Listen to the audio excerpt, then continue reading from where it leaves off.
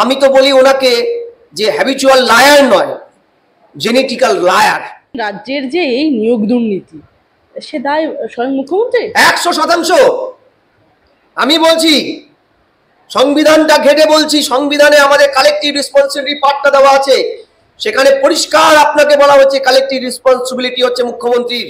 আপনি এত সহজে মুখ্যমন্ত্রীর মতো একটা প্রেস্টিজিয়াস পদে কারচুপি করে লোডশেডিং করে আপনাকে হারিয়ে দেওয়ার পরে আপনি মেনে নিলেন? এটা হয়? এটা বিশ্বাস্য? মুখ্যমন্ত্রী আপনি বিশ্বাস করেন? আপনি আয়নার সামনে দাঁড়িয়ে কখনো এটা বিশ্বাস করেন যে আপনি এত অনায়াসে ছেড়ে দিলেন? আপনি বুকে হাত দিয়ে বলুন তো, আপনার আগের কোন মুখ্যমন্ত্রীর পারিবারিক সম্পত্তি এত উঁচু লেভেলে গেছে? গ্রামে গঞ্জে লোকায়ত্ত গঠন, করাপশনের বিরুদ্ধে ভিজিলেন্সকে শক্তিশালী করবেন বলেছিলেন, স্বশাসিত করবেন বলেছিলেন। ক্ষমতায় আসার পরে দুর্নীতি দমনের যে ভিজিলেন্স বা লোকায়ত্তটাকে আপনি পুরোপুরি নিষ্ক্রিয় করে রাখলেন কার স্বার্থে বলুন তো?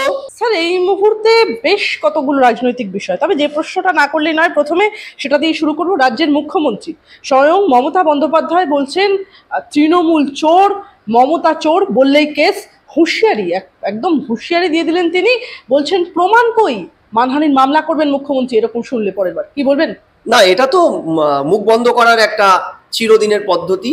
মমতা বন্দ্যোপাধ্যায় ভারতবর্ষের সর্ববৃহৎ দীর্ঘদিনের স্বরাষ্ট্রমন্ত্রী, আমি বলবো ব্যর্থ স্বরাষ্ট্রমন্ত্রী, ব্যর্থ পুলিশ মন্ত্রী। আপনি বলুন প্রমাণ চাই, প্রমাণ কোথায়?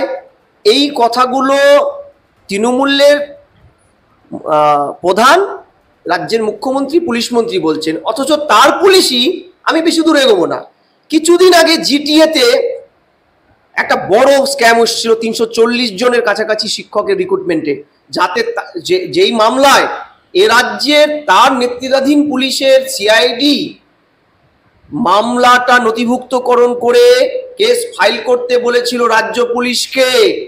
নাম এসেছিল তার দলেরই টিএমসিপির নেতা তৃণাঙ্কুর ভট্টাচার্য, পার্থ ভৌমিক সহ একাধিক নেতৃত্বের নাম এসেছিল। আমি বলছি এটা কোনো সিবিআই করেনি, সিবিআই সেন্ট্রাল এজেন্সি বলছে, অমুকে ওই এজেন্সি বলছে, তমুকে সে এজেন্সি বলছে। আমি বলছি গ্রস পার্সপেক্টিভে তার পুলিশ কি তাহলে ভুল বলেছিল? কই, এখনো পর্যন্ত আমরা শুনিনি তো তার সিআইডি সম্পর্কে। তিনি অ্যাজ এ স্বরাষ্ট্রমন্ত্রী, এ রাজ্যের পুলিশ মন্ত্রী, তিনি কোনো রকম প্রকাশ্য বিবৃতি দিয়ে বলেছেন যে তার সিআইডি ভুল বলেছে? দ্বিতীয়, ইতিমধ্যে জেনে রাখুন, মুখ্যমন্ত্রী এইসব লোক ভোলানো, এইসব লোক খেপানো কথাবার্তা পলিটিক্যাল কারণে ভোট ময়দানে ভোট বাজার গরম করতে, ভোট বৈতরণীটাকে পার করতে এগুলো বলছেন। আমি তো বলি ওনাকে যে হ্যাবিচুয়াল লায়ার নয়, জেনেটিক্যাল লায়ার। তিনি জেনেটিক্যাল লায়ার এই কারণে বলছি, যেখানে তার দলের মুখ্য সচিব, শুনে নাও, মুখ্য সচিব মানে কত বড় পদ, ভারতবর্ষে কয়টা দলের মুখ্য সচিব আছে, তার মুখ্য সচিবকে তিনি দল থেকে সরিয়ে দিয়েছেন, পার্থকে। কেন? প্রাইমা ফেসিতে তিনিও স্যাটিসফাই হয়েছেন যে পার্থ বড় দুর্নীতি করেছে, বালুকে মন্ত্রিসভার থেকে সরিয়ে দিয়েছেন। আমি শুধু এটা বলছি না, লকডাউন চলাকালীন যখন রেশন দুর্নীতিতে প্রচুর 9/6-এর খবরগুলো আসে, বালুর বিরুদ্ধে একের পর এক অভিযোগ আনতে থাকে বিরোধীরা, তখন কিন্তু তিনি কার্যত এটা মেনে নিয়ে খাদ্য দপ্তরের মুখ্য সচিবকে সরিয়ে দিয়েছিলেন, এবং পরবর্তী মন্ত্রিসভায় কিন্তু বালুকে খাদ্য দপ্তরটা দেয়নি। তাহলে এরপরেও বলতে হবে মুখ্যমন্ত্রী বেসিক্যালি বিরোধীদেরকে সেন্সার করতে চাইছেন। সেন্সার, ভোটের ময়দানে সেন্সার। আমি বলছি আপনার পুলিশ কি করে সন্দেশখালীতে একের পর এক মামলা করলো?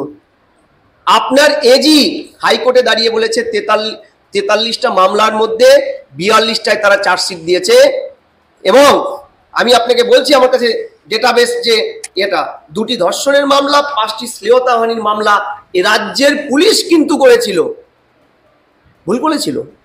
তাহলে বিরোধীরা যে অভিযোগগুলো করছে, ইভেন 2013 সালে ওখানকার বাম বিধায়ক বিধানসভায় দাঁড়িয়ে যে অভিযোগগুলো করেছিল, যেটা আপনার প্রসিডিংসে, বিধানসভার প্রসিডিংসে 132 নম্বর পেজে নথিভুক্ত আপনি করেছেন, আপনার সরকার করেছে, সেটাও তো আজকে প্রমাণিত আপনার পুলিশই করে দিল।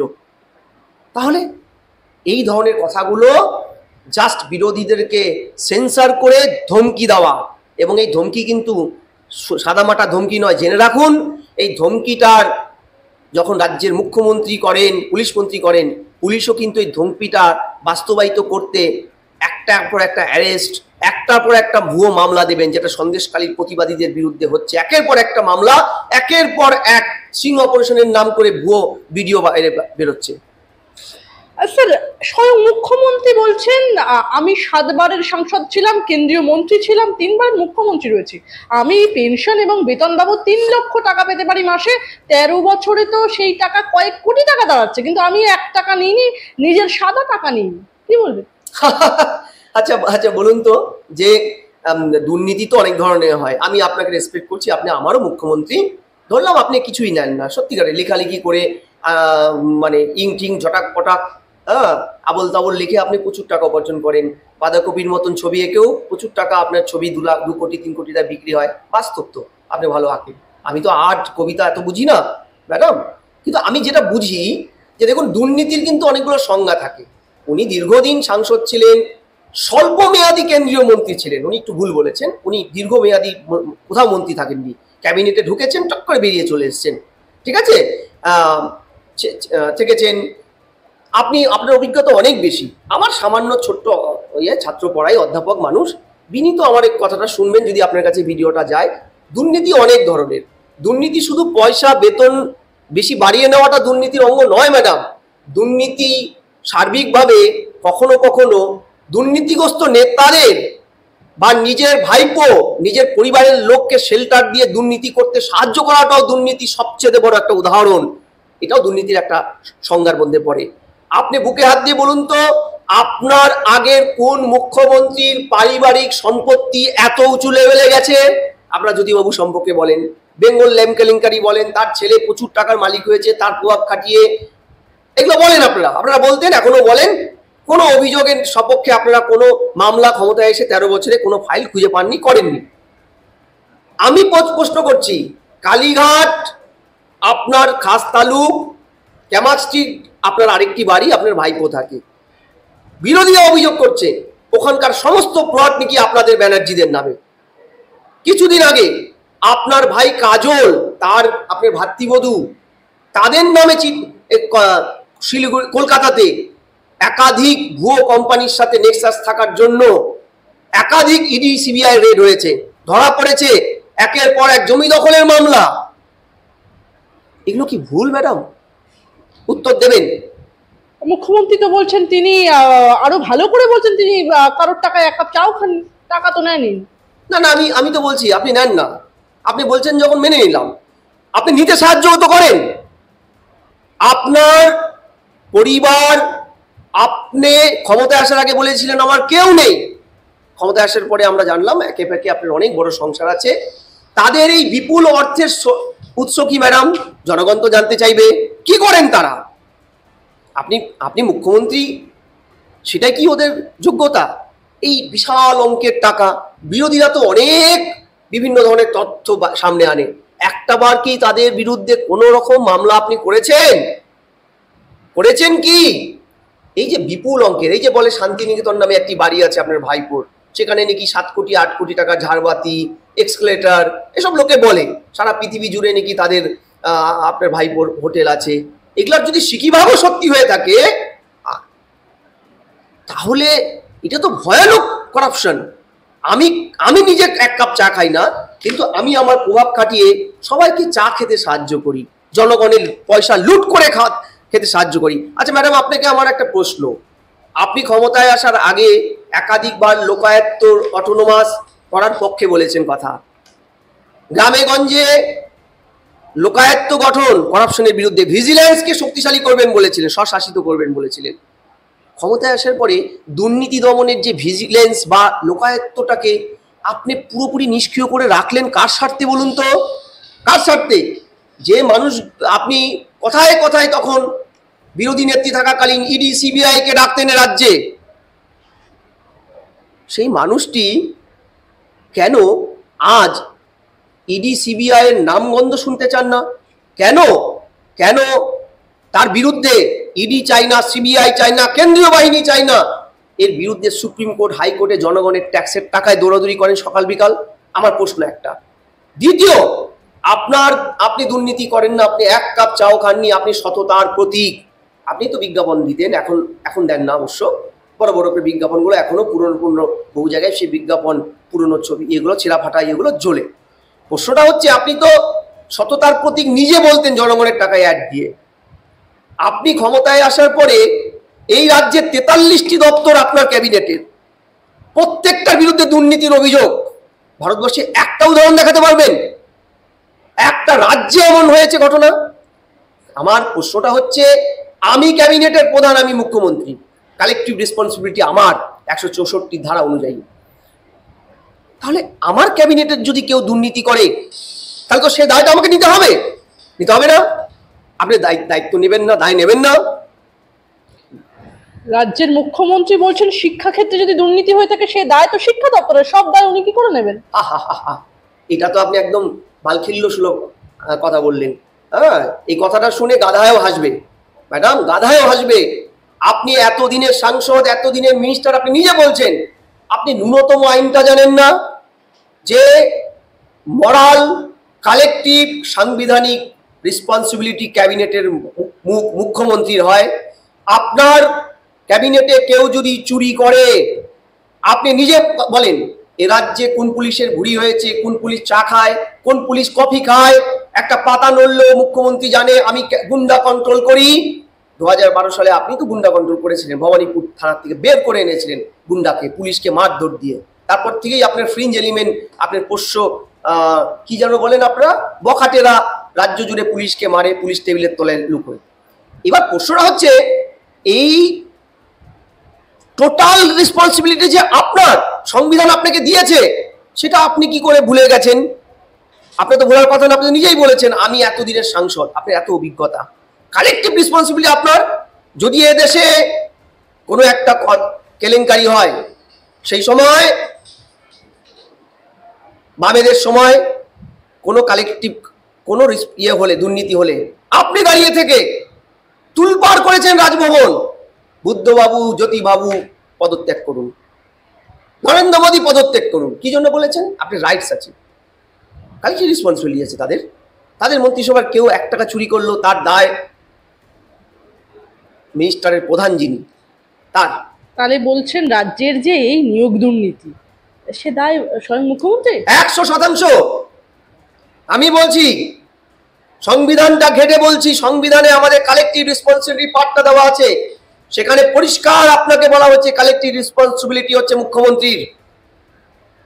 আপনি দীর্ঘদিনের এ রাজ্যের বিরোধী, তাপসী মালিক হত্যা, গ্যাংরেপ অ্যান্ড মার্ডার, আপনি সত্য উন্মোচন করেননি কোনোদিনও। কালেকটিভ রেসপন্সিবিলিটি কার বলেছিলেন আপনি? যেহেতু তৎকালীন স্বরাষ্ট্রমন্ত্রী ছিলেন বুদ্ধদেব বাবু, পদত্যাগ চাইছিলেন আপনি রাজভবনে গিয়ে, জাননি? আপনি এনআরসি চাই 2005-এ, আপনি সাংসদ, এত গুচ্ছ কাগজ নিয়ে 1 কোটি বাংলাদেশি নাকি পশ্চিমবঙ্গকে কুড়ে কুড়ে খাচ্ছে, তারা অবৈধভাবে সিপিএম কে জেতাচ্ছে, বামকে জেতাচ্ছে বলে মুখে ছুঁড়ে মেরেছিলেন স্পিকারের দিকে। তাদের ইমিডিয়েট বের করতে হবে, এনআরসি করতে হবে বলছিলেন। দায়টা আজ নিচ্ছেন না কেন? আজ কেন আপনাকে বহরমপুরে একটা কথা বলতে হচ্ছে, বনগাঁতে গিয়ে ইউটার্ন করতে হচ্ছে, ওখানে বলতে হচ্ছে সিএ চাই না, এনআরসি চাই না, এখানে গিয়ে বলতে হচ্ছে শর্ত সাপেক্ষ চাই। এই যে এই যে এই যে এই যে আপনি হ্যাবিচুয়াল লায়ারের ভূমিকা নিয়েছেন, এটা সাংঘাতিক, এটা ভয়ানক, বন্ধ করুন এটা। রাজ্যের মুখ্যমন্ত্রী ভয়ঙ্কর দাবি করেছেন, আমরা দেখলাম, সেটা হলো তিনি বলছেন নন্দীগ্রামে প্রতারণা করে, রিগিং করে হারানো হয়েছিল তাকে, জেলা শাসক পাল্টে লোডশেডিং করে ভোটের ফলে কারচুপি করা হয়েছিল, চিরকাল বিজেপি থাকবে না, আজ না হয় কাল এর বদলা তিনি নেবেন। কি বলবেন, বলছেন স্বয়ং মুখ্যমন্ত্রী? আচ্ছা, মুশকিল যদি তাই হয়ে থাকে, এতটা বছরে, এই তো 2021, 3 বছর হয়ে গেল, 4 বছরের দিকে যাচ্ছে, আপনি এতদিনে একটা সামান্য কেস ফাইল করে চুপচাপ বসে রইলেন কেন? আপনি তো তথ্য তালাশ করা উচিত ছিল আপনার, ছিল তো? এত বড় ঘটনা, যেখানে লাস্ট 2011 পরে এ রাজ্যের মানুষ তার গণতান্ত্রিক অধিকারটা বুথে গিয়ে দিতে পারে না, আপনারা দিয়ে দেন, আপনার বখাটেরা দিয়ে দেয়। আপনি এত সহজে মুখ্যমন্ত্রীর মতো একটা প্রেস্টিজিয়াস পদে কারচুপি করে লোডশেডিং করে আপনাকে হারিয়ে দেওয়ার পরে আপনি মেনে নিলেন?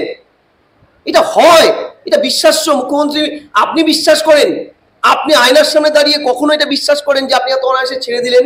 আপনি একটা সামান্য, যদ্দূর জানি 21 নির্বাচনের পরে একটা হাইকোর্টে ছোট মামলা করেছিলেন, তার শুনানি, হিয়ারিং, তাতে নিয়ে যে ব্যস্ততা, তাকে নিয়ে যে সিরিয়াসলি ভাবনা, সুপ্রিম কোর্টে ফরওয়ার্ড করা, তাড়াতাড়ি সেটাকে শুনানির জায়গায় নিয়ে আসা, একটা অ্যাক্টিভিটি আপনার কিন্তু দলের তরফ থেকে বা আপনার প্রশাসনের তরফ থেকে, সরকারের তরফ থেকে কিন্তু আমরা পাইনি। মানুষ, আমরা তো জানতে চাই সত্যিটা কি। সত্যিকারে কি আমাদের বিরোধী দলনেতা লোডশেডিং করে জিতেছিল? যদি হয়ে থাকে তাহলে তো একটা সিরিয়াস ব্যাপার, কারণ সংবিধানে মুখ্যমন্ত্রীর যতটা সম্মান, বিরোধী দলনেতার ততটাই সম্মান। আপনি মানেন না, আপনার দল সেটা মানে না, কিন্তু জনগণ বা সংবিধান সেটা দিয়েছে। তাহলে বিরোধী দলনেতার তো আপনার সমান ডেজিগনেশন, ডিগনিটি। তাহলে তিনি যদি কারচুপি করে যেতে থাকেন তাহলে তো আমাদের সংবিধান, আমাদের গণতন্ত্র তো সাংঘাতিক রকম থ্রেটিং অবস্থায়। আপনি চুপচাপ বসে আছেন কারণ মানুষ জানতে চাইছে। আপনি সকালে আপনার ভাইপোর বিরুদ্ধে মামলা হলে বিকালে গিয়ে সুপ্রিম কোর্টে বেল নিয়ে আসেন।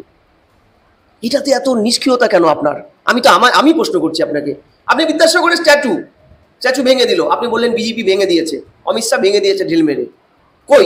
এক মেম্বার কমিটি বানিয়েছিলেন, তদন্ত কমিটি, 1 সদস্যের তদন্ত কমিটি আলাপন বন্দ্যোপাধ্যায়কে দিয়ে। সেই রিপোর্টটা কোথায় গেল ম্যাডাম? আজ অব্দি তো আপনার পুলিশ সিসি ক্যামেরার ফুটেজটাও নেয়নি থানায় হেফাজতে। আমার প্রশ্নটা হচ্ছে, একের পর এক এসব তদন্ত আপনার পুলিশ করে না কেন? এই তো আজকে সন্দেশখালী নাকি ভিডিও স্ট্রিং অপারেশন নাকি ভাইরাল হয়েছে। কই? ভোজপুরি ভিডিওটা ভাইরাল হতেই আপনি সেটাকে ইয়ে করে দিলেন, সাথে সাথে গিয়ে ভিডিওটাকে জেনুইনিটি টেস্ট করিয়ে নিলেন। কই, এই ভিডিওগুলো তো জেনুইনিটি টেস্ট করলেন না, না করেই বলে দিচ্ছেন ওলা জেনুইন।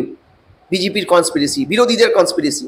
আমার প্রশ্নটা হচ্ছে ম্যাডাম, এগুলো কথা না মানুষ আর নেয় না, বুঝলেন? আপনি প্লিজ গ্রস পলিটিক্সটা বুঝুন। বাংলার রাজনীতি মানুষ অতটা অসচেতন নয়। এই বাংলায় নকশাল আন্দোলন, তেভাগা আন্দোলন হয়েছে, আপনি জানার কথা। আপনি জানেন, আপনি আমাদের থেকে অনেক বেশি রাজনীতিটা মাঠে ময়দানে গিয়ে করেন। এগুলো না নেয় না মানুষ, জানেন তো? মানুষ খিল্লি করে, হাসে, মানুষ পলিটিক্যালি মিম করে সোশ্যাল নেটওয়ার্কে। প্লিজ করবেন না। যেদিন চলে যাবেন আপনি থাকবেন না, আরেকজন আসবে, কিন্তু এই কথাগুলো থেকে যাবে, একটা পলিটিক্যাল হিস্ট্রি থেকে যাবে আপনার নামে। এগুলো প্লিজ করবেন না।